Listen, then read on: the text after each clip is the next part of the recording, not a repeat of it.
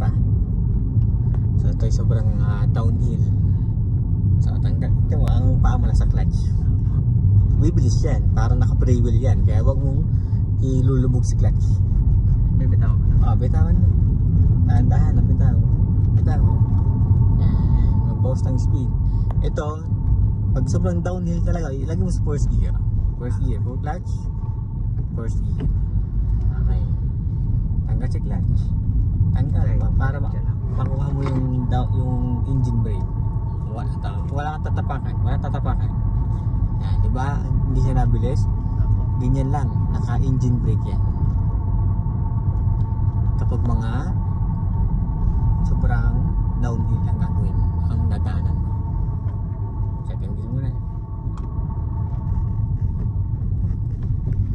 Yan yung ginagawa kapag mga sobrang, yung parang tulong sa pag-brake mo. Yung hindi lagi ka nakababad sa brake. So kasi pag nakababad lagi sa brake, so mag-iinit siya, so masisira yung brake mo. Lalo na pag mga sobrang tagal ng downhill.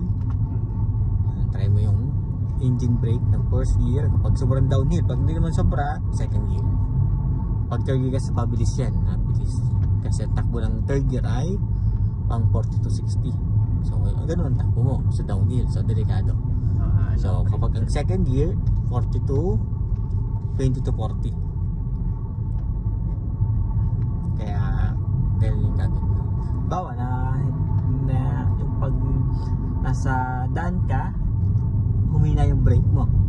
So yung pwede mong gawin, mag-engine brake.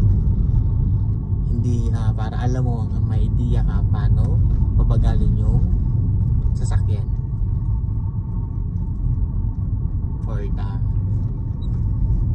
handbrake din.